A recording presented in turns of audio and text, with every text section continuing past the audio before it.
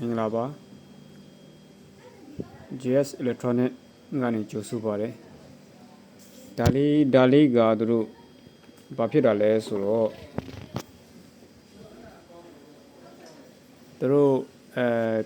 ဖြုတ်ပြီးပေါ့နော်ဒါလေးတွေသူတို့ကြိုးလေးတွေဖြုတ်ပေါ့နော်ကြိုးတွေဖြုတ်ပြီးမှသူတို့ဘာလုပ်တာလဲဆိုတော့ပိုင်ရှင်ပြောတာကတော့ဖြုတ်ပြီးမှတန့်ရှင်းလုပ်တာလို့ပြောတယ်တန့်ရှင်းလုပ်ပြီးမှသူတို့ကြိုးတွေတတ်မှာပြီးမှလောင်သွားတာပေါ့နော်လောင်သွားတဲ့ circuit ပြားလေးပေါ့နော်ဒါ air cooler circuit ပြားလေးပေါ့နော်အဲ့တော့သူတို့ဒီပြန်တက်မားတဲ့အချိန်မှာလောင်သွားတာပေါ့အဲ့တော့အခုကျွန်တော်ကဒါလေးကိုပြန်တက်မားပြီးမှလောင်သွားတဲ့ဟာလေးကိုကျွန်တော်ဘာလုပ်ထားပေးလဲဆိုတော့ charger ဘိုင်းနေလည်းမရတော့ဘူးဒီ charger ဘိုင်းမရတော့တဲ့ဟာကိုကျွန်တော်လက်ရှိကတော့ charger ဘိုင်းကတော့ပြင်လို့ပြီးသွားပြီပေါ့နော်ဒါ charger ဘိုင်းကတော့ပြီးပြီနော်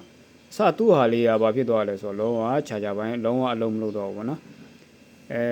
လောဆယ်တော့ကျွန်တော် charger ဘိုင်းကတော့အလုံးပြင်လို့ပြီးသွားပြီဒါပေမဲ့ဘာမရသေးတာလဲဆိုတော့သူက swim motor တွေမရတော့ဘူးသူက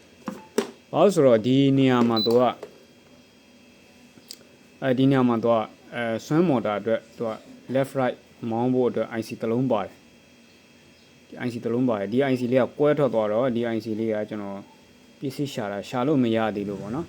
လက်ရှိလောလောဆယ်ကတော့ကျွန်တော် charger ဘိုင်းကတော့ပြင်ပေးထားပြီပေါ့နော်ဒါကတော့ကျွန်တော်လောလောဆယ် socket တွေအကုန်မတက်ရသေးဘူးပေါ့နော် socket တွေအကုန်မတက်ရသေးတော့ဒီမှာ display ကတော့သူ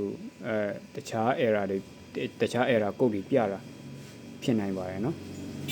အဲ့တော့လောလောဆယ်ကျွန်တော်စမ်းတာကဘာပဲလောလောဆယ်စမ်းပြီးတည်းရလဲပြင်ပေးတည်းရလဲဆိုတော့ charger ဘိုင်းပဲအရင်ပြင်ပေးထားတာဖြစ်တဲ့အတွက် charger ဘိုင်းကိုပထမအဦးဆုံးအရင်စမ်းထားတာပေါ့เนาะနောက်တစ်ချက်ကသူ့ဟာကဒီ air fan ကတော့သူပုံမှန်အလုပ်လုပ်တယ်အခုဟိုswim လေးတွေအလုပ်swim motor လေးတွေပဲအလုပ်မလုပ်သေးတာပေါ့နော်ဒါကတော့ swim motor အတွက် left right လေးတဲ့ကောင်လေး IC ပေါ့နော်ဒါလေးကတော့ရှာရပါအောင်မယ်ဟုတ်ကဲ့ကျေးဇူးတင်ပါတယ်